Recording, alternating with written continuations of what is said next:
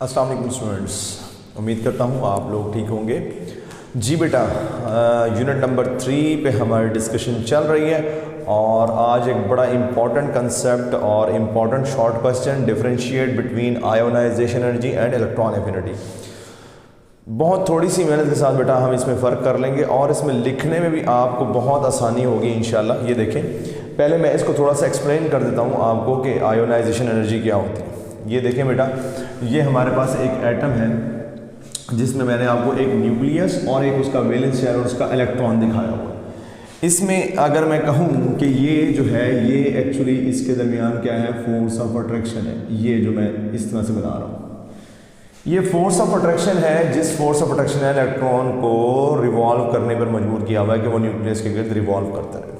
ठीक है, अब हम अगर चाहते हैं कि ये इलेक्ट्रॉन इसमें से निकल जाए, मतलब इस न्यूक्लियस के साथ अपनी अट्रैक्शन को छोड़ दे, तोड़ दे और यहाँ से निकल जाए, तो बेटा हमें क्या करना पड़ेगा, हमें ज़रूरी बात है कि हमें उसमें फोर्स लगानी पड़ेगी, हमें एनर्जी देनी पड़ेगी ताकि इलेक्ट्रॉन जो है वो एक्साइट हो और वो यहाँ से इस न्यूक्लियस को छोड़कर यहाँ से निकल जाए। फॉर एग्ज़ाम्पल मैं कहता हूँ कि जी मैंने इसको एक्साइट करने के लिए, यानी कि मैंने इसको यहाँ से निकालना है, तो मैं इसको यहाँ पर एनर्जी देता हूँ जी। ये एनर्जी मैं दे रहा हूँ, ठीक है जी। कितनी, तकरीबन मैं कहता हूँ जी मैंने इसको 100 किलो जूल एनर्जी दे दी, ठीक है। और ये इलेक्ट्रॉन यहाँ से बाहर निकल गया, ठीक है। ये इलेक्ट्रॉन जब यहाँ से बाहर निकल जाएगा तो हमने जो एनर्जी दी है बेटा, ये मैं इलेक्ट्रॉन कहता हूँ जी यहाँ से बाहर निकल गया, इधर चला गया, ठीक है। अब हमने जो एनर्जी दी इलेक्ट्रॉन को निकालने के लिए, सिंपल वर्ड्स बेटा, उसे हम कहते हैं आयोनाइजेशन एनर्जी। जब किसी एटम में से इलेक्ट्रॉन निकाला जाता है उस वक्त जो एनर्जी प्रोवाइड की जाती है उसे हम कहते हैं आयोनाइजेशन एनर्जी। और एनर्जी क्यों दी जाती है, ताकि हम वो न्यूक्लियस और उस इलेक्ट्रॉन के दरमियान फोर्स ऑफ अट्रैक्शन को ब्रेक कर सकें, सिंपली। और इसी तरह से बेटा हम उसको डिफाइन करते हैं कि अमाउंट ऑफ एनर्जी एब्जॉर्ब, ये बेटा देखें एब्जॉर्ब, ये एनर्जी एब्जॉर्ब होगी, ठीक है। कब, when an electron is removed, electron को निकाला जाएगा फ्रॉम वैलेंस शेल, आखिरी शेल से बेटा। मैंने तो ये एग्जांपल ही आपको एक शेल वाले एटम की दी है, तो एक से ज़्यादा शेल भी हो सकते हैं, इसलिए इलेक्ट्रॉन जो हम निकालेंगे वो वैलेंस शेल से निकलेगा। अगर किसी के ज़्यादा शेल हैं तो from valence shell of an isolated gaseous atom. और बेटा आपका एटम भी गैसियस फॉर्म में होना चाहिए, क्योंकि जब वो गैसियस फॉर्म में होगा तो एटम सेपरेट होंगे और हमें उसमें से इलेक्ट्रॉन निकालना आसान हो जाएगा। अगर सॉलिड फॉर्म होगा तो फिर ये नहीं हो सकता, लिक्विड फॉर्म में भी ये नहीं हो सकता। तो इसलिए आइसोलेटेड गैसियस फॉर्म एटम होना चाहिए टू फॉर्म, ताकि वो कन्वर्ट हो जाए बेटा टू फॉर्म, ताकि हम बना लें यूनी पॉजिटिव आयन कि उसके ऊपर +1 चार्ज आ जाए।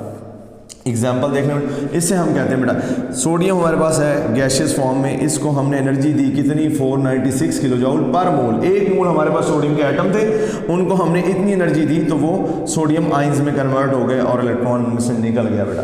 दिस इज कॉल्ड, क्योंकि किलो जूल पर मोल जो है ये इसके यूनिट है, हमेशा हम पर मोल में बात करते हैं, ये पर एटम की एनर्जी नहीं है बेटा, ये एक मोल की एनर्जी है। तो ये आयोनाइजेशन एनर्जी के यूनिट है बेटा। अब आ जाए दूसरी तरफ बेटा, इलेक्ट्रॉन एफिनिटी क्या होगी। इलेक्ट्रॉन एफिनिटी ये होगी कि बेटा अगर मैं चाहूँ कि मैं इस इलेक्ट्रॉन को ऐड कर दूँ, ठीक है, अगर मैं इस इलेक्ट्रॉन को ऐड करना चाहता हूँ तो फिर क्या होगा बेटा, जब ये इलेक्ट्रॉन ऐड होगा तो ये फोर्स दोबारा से इसके साथ बनेगी। और बेटा याद रखिएगा, जब फोर्सेस ऑफ अट्रैक्शन डेवलप होती है तो एनर्जी रिलीज होती है, और ये जो एनर्जी रिलीज होगी that is called electron affinity. और बेटा जितनी एनर्जी इसको निकालने के लिए लगी थी उतनी ही एनर्जी ये वापस हमें दे देगा जब ये दोबारा ऐड होगा। तो मैं कहता हूँ जी यहाँ पर इसको जब दोबारा ऐड किया तो 100 किलो जूल एनर्जी जो है वो हमें वापस मिल जाएगी।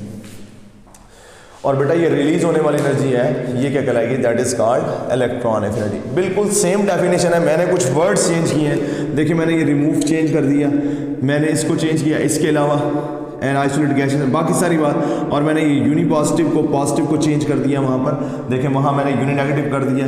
इससे हम कहते हैं, ये देखें यहाँ पर मैंने कहा एनर्जी रिलीज, और बेटा देखें यहाँ पर ये जो प्लस साइन है ये बता रहा है कि एनर्जी एब्जॉर्ब हो रही है, ठीक है। और यहाँ पर ये जो नेगेटिव आइन है ये बता रहा है कि एनर्जी रिलीज हो रही है, ठीक है। ये एग्जाम्पल यहाँ पर मैंने इसकी दी।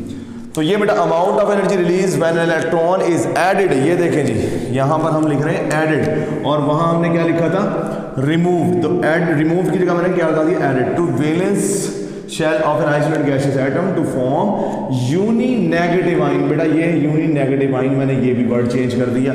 तो ये बिल्कुल आसान सी डेफिनेशन होगी, एक ही डेफिनेशन में आपके दोनों काम हो जाएंगे आसानी से।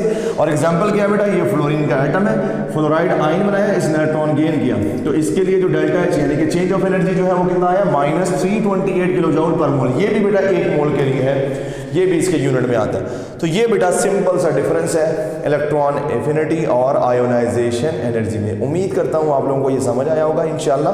अगर कोई क्वेश्चन हो तो ज़रूर कमेंट में मुझे बताइएगा, और वीडियो लाइक करें, शेयर करें, और अगर आपको अपडेट्स चाहिए तो आप बेल आइकन भी प्रेस कर दें।